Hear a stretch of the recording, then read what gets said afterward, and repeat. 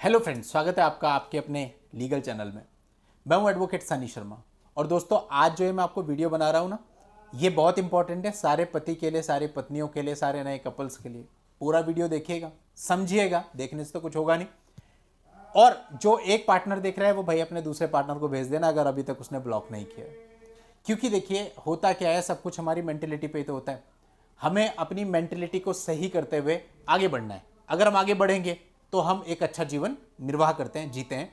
और अगर हम गलत सोच के साथ आगे बढ़ते हैं तो हमारा पूरा जीवन तबाह हो जाता है। आपने अधिकतर देखा होगा, जिनके भी केसेस चल रहे हैं उसके पीछे रीजन क्या होता है। उसके पीछे रीजन कोई थर्ड पर्सन होता है। वो लड़की के माँ बाप हो सकते हैं, वो लड़के के माँ बाप हो सकते हैं, कुछ मामलों में कोई और रिलेटिव हो सकता है, कुछ मामलों में बहन और जीजा हो सकते हैं, कुछ मामलों में कोई और हो सकता है। कहने का मतलब है, थर्ड पर्सन आपको प्रोवोक करता है टू डू समथिंग, या आपको कहता है कि जो आपके साथ हो रहा है वो सही नहीं है, फला के साथ तो ऐसा हो रहा है, या फला को तो ये सुख मिल रहा है, आपको ये सुख नहीं मिल रहा है। एंड आप क्या करते हो, आप कंपैरिजन स्टार्ट कर देते हो कि हाँ जी, उसके पास तो सरकारी नौकरी है, मेरे वाले पति के पास सरकारी नौकरी नहीं है। फिर आप उससे जिद करते हो, मुझे तो ये चाहिए। कई बार कोई सहेली बोल देती है कि भाई मेरे पास तो ये ज्वेलरी मेरे पति ने दिलाई, आप अपने पति को कहते हो मेरे को ज्वेलरी चाहिए, वो सक्षम नहीं है उसमें। या फिर हस्बैंड की भी कई बार बहुत सारी ऐसी मंशाएं होती हैं, किसी ने कुछ बता दिया, फिर वो वैसे ही एक्सपेक्ट करने लगता है। तो कहने का मतलब, आज की जनरेशन में चाहे लड़का है या लड़की है, दोनों के बीच में तालमेल है नहीं। और रिस्पेक्ट तो आप भूल जाओ, क्योंकि उनका बचपन कैसे गुजरा, मोबाइल फ़ोन में, सेल फ़ोन में, स्कूल में भी वही पूरे दिन लगे पड़े हैं, सोशल मीडिया। आपको मैं एक बात बताऊं, मेरे फ़ोन में इंस्टाग्राम, ट्विटर, फेसबुक, ये सब कुछ है, सब है, लेकिन मैं खोलता नहीं। बहुत सारे लोग बोलते हैं मुझे, सर आप करा करो, इसमें प्रमोशन होता है, ये होता है। भाई कुछ नहीं चाहिए, मानसिक शांति चाहिए, आराम से रह लें, वो ज़्यादा बेहतर है। इन सारी चीज़ों में ये तो आपके दिमाग को डस्टबिन बना के रख देती हैं। इतनी सारी फालतू की चीज़ें आप एक दिन में देखते हो, आप क्या क्या करोगे, क्या आप अपनी लाइफ में। आप स्कूटी पे जा रहे हो, आपको तब चैन नहीं है, आपको ये नहीं पता मेरे सर पे हेलमेट नहीं है, आगे जाके मैं गिर जाऊंगा, एक हाथ पे फ़ोन पकड़ा है, एक हाथ पे स्कूटी चला रहे हैं।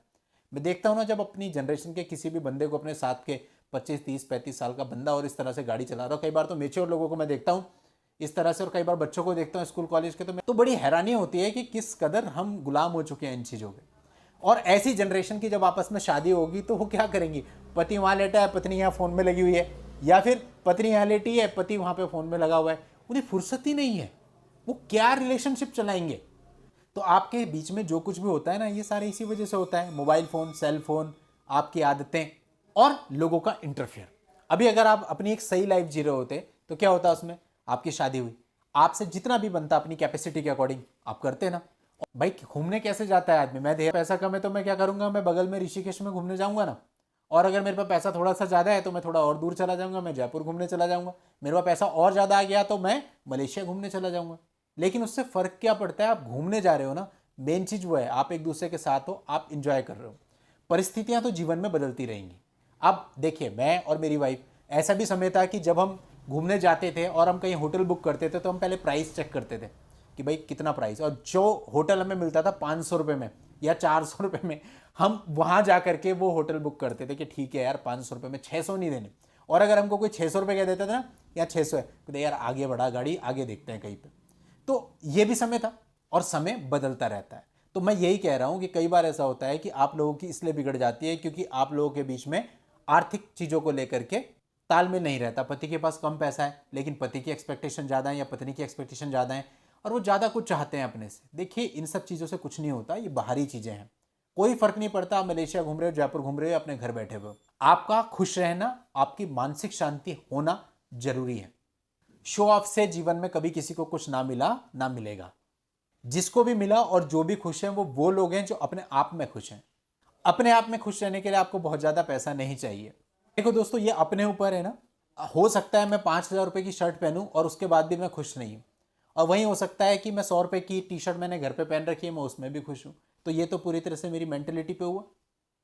और कितने ही लोग ऐसे हैं जिनके पास आप देखोगे बहुत महंगी महंगी गाड़ियां हैं, BMW चलाते हैं, मर्सिडीज चलाते हैं, बहुत बढ़िया बढ़िया कपड़े पहनते हैं, सब कुछ एकदम ब्रांडेड।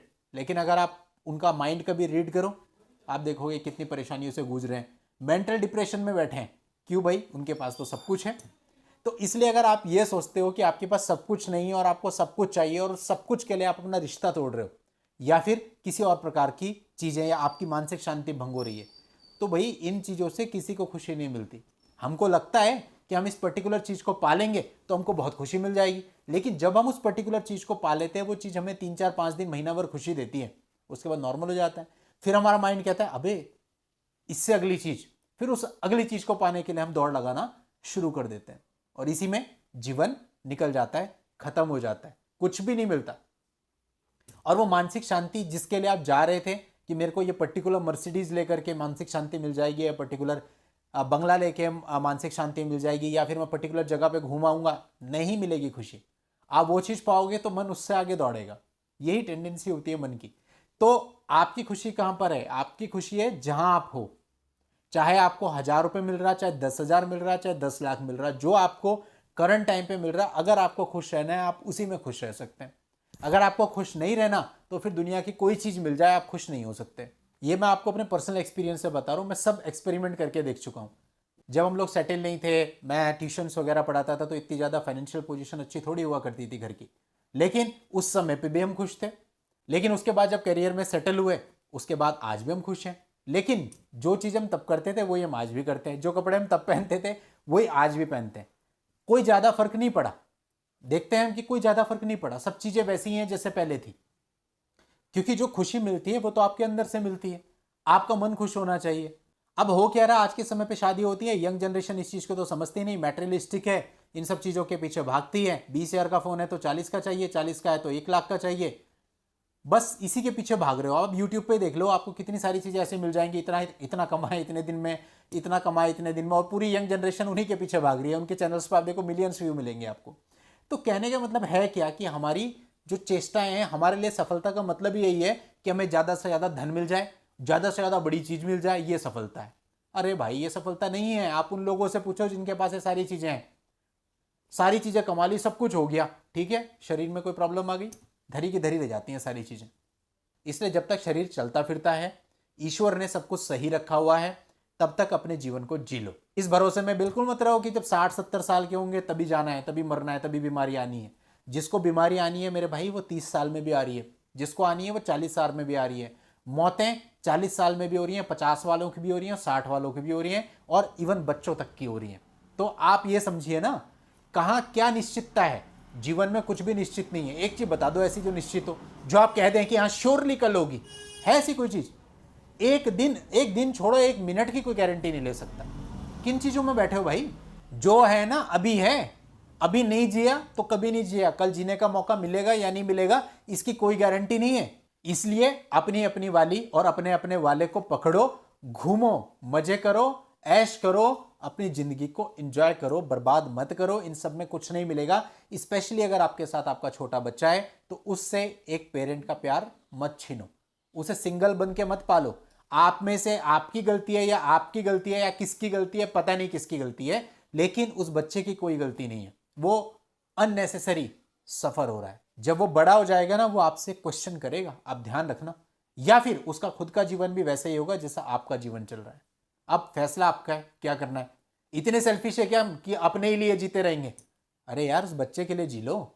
किस चीज के पीछे भाग रहे हैं हम? रिश्ते खराब करके क्या मिल जाएगा हमको? कुछ नहीं मिलता। 10 साल की लड़ाई लड़ेंगे, बाद में कुछ पैसे में सेटलमेंट हो जाएगा। क्या होता है उतना पैसा? कुछ नहीं होता। 10 लाख, 20 लाख, 25 लाख, कितना बड़ा बन जाएगा आदमी इसमें? कुछ नहीं हो सकता। वो पैसा कहाँ जाएगा पता भी नहीं चलेगा। 2-4 साल में आप देखोगे सारा पैसा खत्म हो जाता है। तो कोई फायदा नहीं मिला। लड़की ने भी इतना परेशानी झेली, लड़के ने भी इतनी परेशानी झेली, बाद में क्या हुआ, एक सेटलमेंट हो गया, वो भी चंद पैसों में। तो पैसे की अवधारणा से ऊपर हमको आना है, चाहे लड़का हो चाहे लड़की हो। अपने बच्चों से प्यार करो, उनको प्यार दो, और पति पत्नी अपने बीच का जितना भी ग्रह क्लेश है उसको भैया निपटाओ, और निपटाने के बाद अपने बच्चों के साथ अपनी लाइफ को एंजॉय करो, अपने बच्चों का फ्यूचर बनाओ। ने अब इस एज में आके तो कम से कम बच्चों की सोचो कि इनको अच्छा फ्यूचर दें। जाहिर सी बात है ना, अगर दोनों मिल करके दोगे तो उसको अच्छा फ्यूचर दे सकते हो। अकेला आदमी कितना कर लेगा बच्चे के लिए? जब बच्चा कल को बड़ा होगा तो बहुत सारी नीड्स होंगी उसकी। और सबसे इंपॉर्टेंट चीज, उसको दोनों पेरेंट्स चाहिए होता है। खाली माँ से काम नहीं चलता, खाली बाप से भी काम नहीं चलता, उसको माँ बाप दोनों चाहिए होते हैं। समझते नहीं हो बात को। बड़ी इनसेंसिटिव सी दुनिया हो गई है। मतलब मैंने देखा कि बच्चे को कुछ मामलों में तो ऐसा देखा कि अलग अलग रह रहे हैं। बच्चा माँ के पास रह रहा है, माँ को बेचारी को जॉब करनी पड़ती है, एनी हाउ जैसे भी करनी पड़ती है। बच्चा उसके माता पिता के पास रह रहा है। और या कई बार बच्चों को कहीं एडमिशन दिला देते हैं ऐसे जो बच्चों की देखभाल करते हैं, और मम्मी जो है काम पे जा रखी है, पापा कहीं और रह रहे हैं। क्या फ्यूचर है यार उस बच्चे का? उस बच्चे की लाइफ इसलिए ईश्वर ने उसको दी है कि वो इस तरह से रहे, इस तरह से जीवन जिए। ईश्वर ने हम लोगों में और जानवरों में सिर्फ एक फर्क रखा, हमारे अंदर इमोशंस दिए, हमारे अंदर भावनाएं दी, हमारे अंदर इंटेलिजेंस दिया। इन सारी चीज़ों को इसलिए दिया ताकि हम सोच सकें भावना से, दिल से, इमोशन से, क्या चीज़ सही है, क्या चीज़ गलत है। चलिए दोस्तों, आज की इस वीडियो में इतना ही। नेक्स्ट वीडियो में नई लीगल जानकारी के साथ मैं आपसे फिर मिलता हूं। तब तक के लिए good bye and thank you for watching. Take care.